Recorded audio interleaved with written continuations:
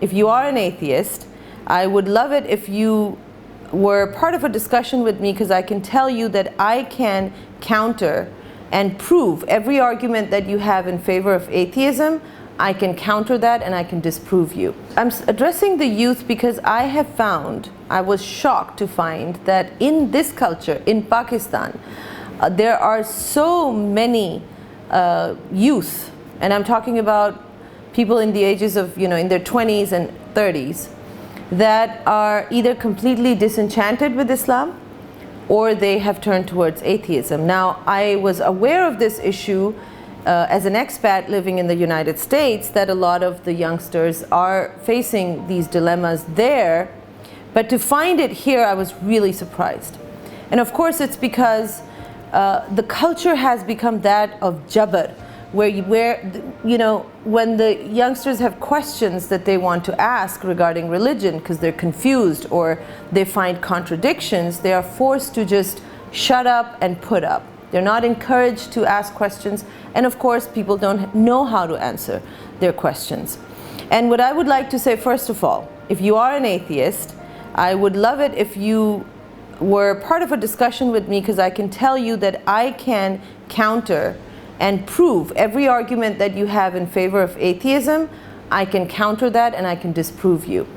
There is a God and God exists. This has been proven through extensive research, through quantum science, which is the most advanced field of science. Everything is giving us undeniable proof that the world, this universe, is not only created by an intelligent being, but there is pervasive, intelligent energy that is running everything, that is self-aware and is also intricately involved in every living being's life.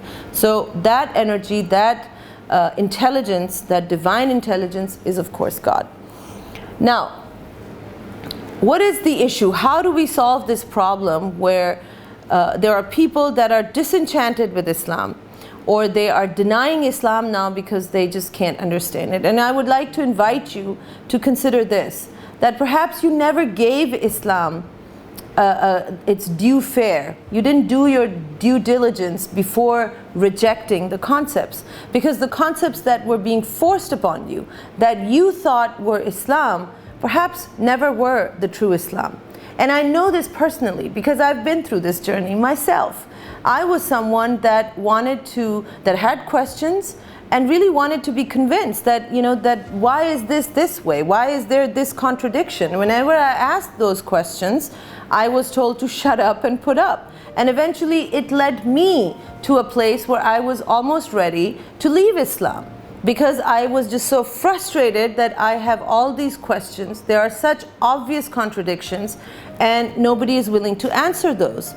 And eventually what happened with me, which I'm so grateful for, is that I was given an opportunity to truly find the highest truths of life, of existence, that when you learn those and you see and you compare with the most advanced scientific research, every single time you find that the ultimate truth was always given in the Quran. It was always present in the Islam. Unfortunately, the Islam as we were taught was hijacked by people that didn't quite understand it. Either there were mistranslations done deliberately, and majority of times I would say we don't want to have judgment against those people. Hopefully they were doing it with sincerity, they just didn't understand it well. Now today, of course, with the level of intellect and understanding that we have, especially our youth, they cannot be convinced in the same way that perhaps our generation was or the previous generation was.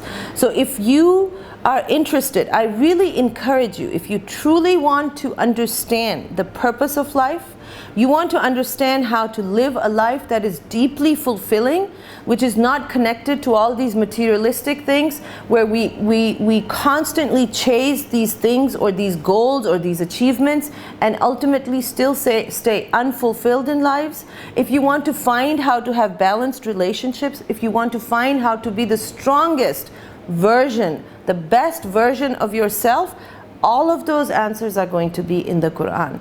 How do you want to find them then? What should you do? I will share with you what I did, and if that works for you, wonderful. If not, hopefully God will show you some other way.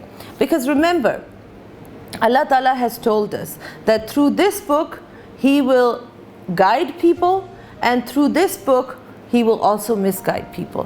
Why?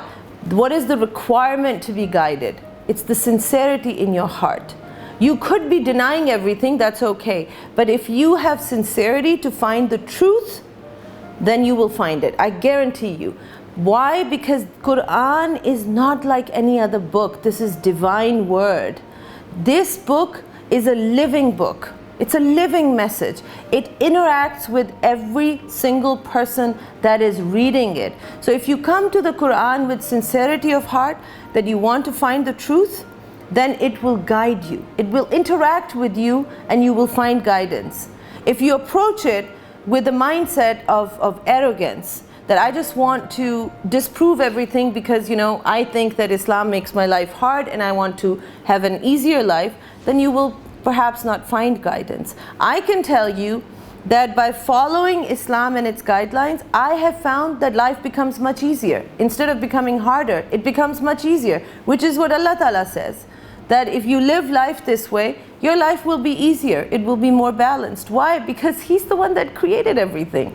He's the one that created us. He's the one that created the rules that govern life. Everything in this 3D reality on this planet is under Allah Ta'ala's laws and His knowledge.